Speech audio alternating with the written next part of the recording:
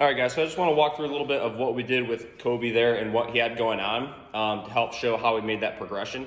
So basically, like when he started, he was, as it said there, 3 weeks post arthroscopic surgery. And what he was experiencing was there's just like a lot of tightness, a lot of inhibition. He did not feel like he could get into layback at all. He didn't feel like he could get into kind of like this deep horizontally abducted position, right?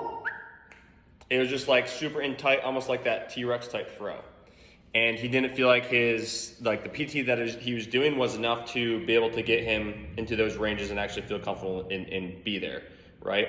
And his team basically like wanted or needed him to throw that spring, and he had a certain amount of time. I mean, he had a certain amount of time to get ready. Like in the video there, we showed, what was it, like 60 some days where he was back in game, it was roughly like 3 months after that arthroscopic surgery. But he was having like difficulty just feeling good and feeling trust, getting outside of like anything that was super tight, right? So any type of layback, any type of horizontal abduction. So really like my thought process there is initially what we want to do is understand that when you have that surgery and when you have that kind of lockdown feel, it's not wrong that it's there. It's not bad that it's there. It's there for a very specific reason. Because if we think it's wrong or if we think it's bad, and we think that your body is doing something wrong, you're going to try to fight against your body. But if you understand that it's there for a very specific purpose and a very specific reason, then we can locate what that purpose is. We can locate what that reason is. And then we can actually use that to put your body in a position where it no longer has the need to express that, right? And so for him, like it no longer had the need to have to stay in like super tight, not get deep here, and then not get deep here. But if we try to ignore that and be like,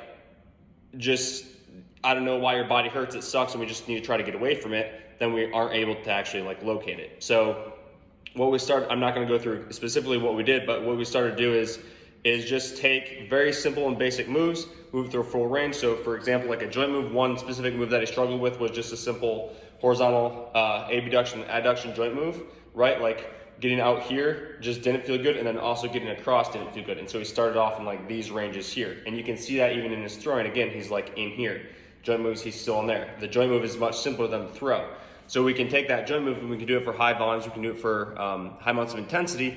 And the objective is, like after that surgery, after that cleanup, he has doubt about this area and it's locked down, right? It's super tight. When we move it and when we use it, every time we move it and every time we use it, we're sending feedback, right? So when it goes here, it's like, okay, feedback, that's what's happening. It goes here, feedback, that's what's happening. Over and over and over, like feedback, feedback, feedback, feedback. So you can start to map what's going on there, and then it can start to actually like open up and allow it to open up and flow, right?